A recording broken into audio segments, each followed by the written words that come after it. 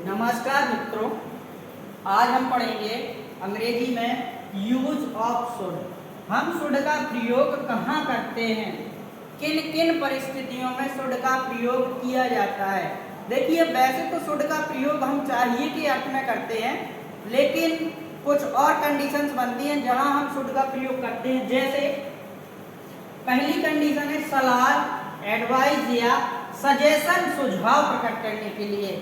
किसी भी प्रकार की सलाह या सुझाव प्रकट करने के लिए हम शुड का प्रयोग करते हैं। जैसे उसे धूप में नहीं खेलना चाहिए, जैसे उसे धूप में नहीं खेलना चाहिए, नहीं खेलना चाहिए, वह कमजोर है। उसे धूप में नहीं खेलना चाहिए, वह कमजोर है। इसमें देखिए, धूप में नहीं खेलना चाहिए, एडवाइस दे रहे हैं हम, है ना। उसे धूप में नहीं खेलना चाहिए, वह कमजोर है। इस प्रकार के जिन वाक्यों में हम सलाह देते हैं, एडवाइस देते हैं, उन वाक्यों को हम शुड से बनाते हैं, ठीक है ना। अब देखिए, कर्ता ही, शुड का प्रयोग है शुड।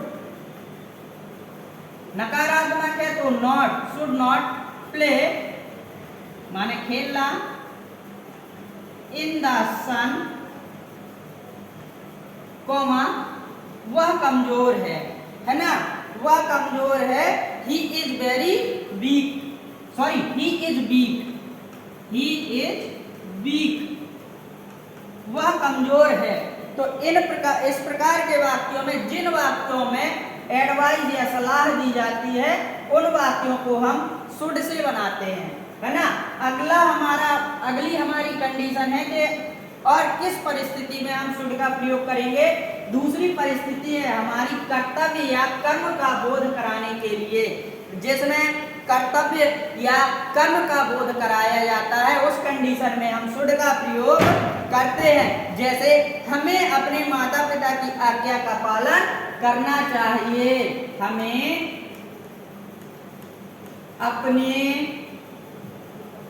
अपने माता पिता की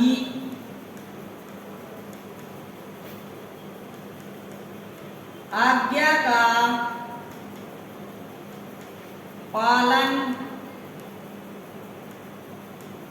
करना चाहिए, हमें अपने माता पिता की आज्ञा का पालन करना चाहिए। अब इस प्रकार के वाक्य को हम कैसे बनाएंगे। देखिए, शुड का प्रयोग है कर्तव्य, माता पिता की आज्ञा का पालन करना हमारा कर्म है, हमारा कर्तव्य है। तो इस प्रकार के वाक्य को बनाने के लिए हम शुड का प्रयोग करेंगे। कर्ता हमारा क्या है, हमें, तो we should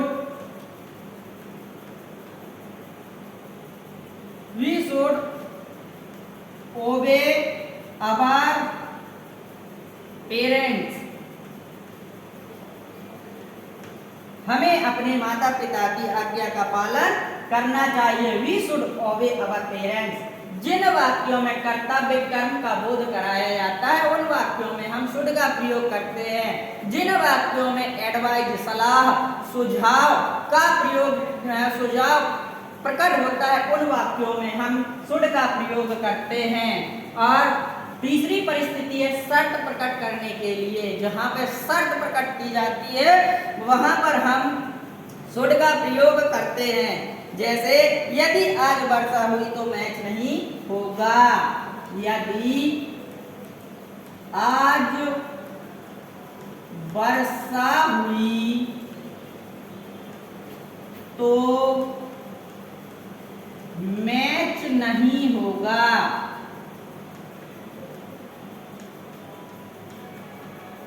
यदि आज वर्षा हुई तो मैच नहीं होगा, है ना। शुड इट रेन टुडे,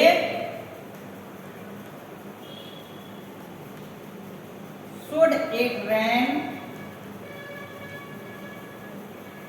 यदि आज वर्षा हुई, इतना बात हमारा बन गया, ठीक है। अब तो मैच नहीं होगा। there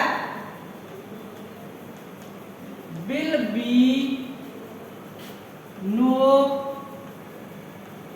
match, there will be no match।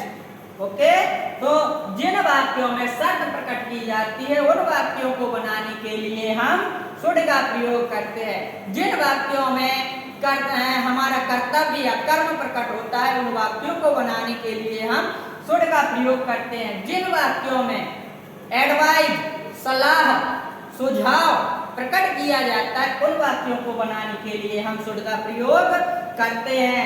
अगली कंडीशन हमारी है कि जिन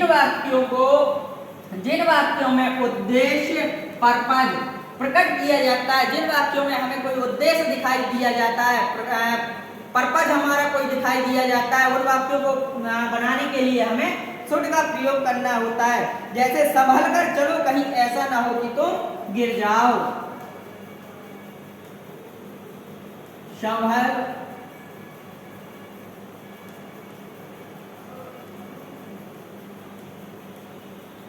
संभल कर चलो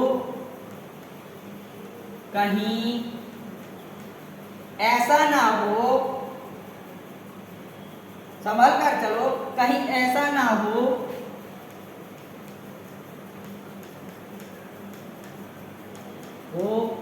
कि तुम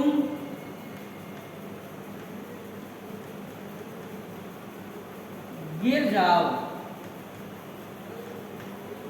है ना। माने उद्देश्य, पर्पज हमारा क्या है कि हम संभल कर चलेंगे तो हम गिरेंगे नहीं। इस प्रकार के वाक्यों में हम शुड का प्रयोग करते हैं। देखिए, संभल कर चलो, वॉक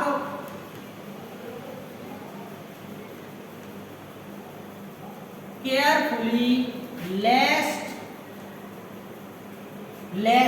देखिए संभल कर चलो, ठीक ना, लेस्ट कहीं तुम गिर ना जाओ, यू शुड फॉल।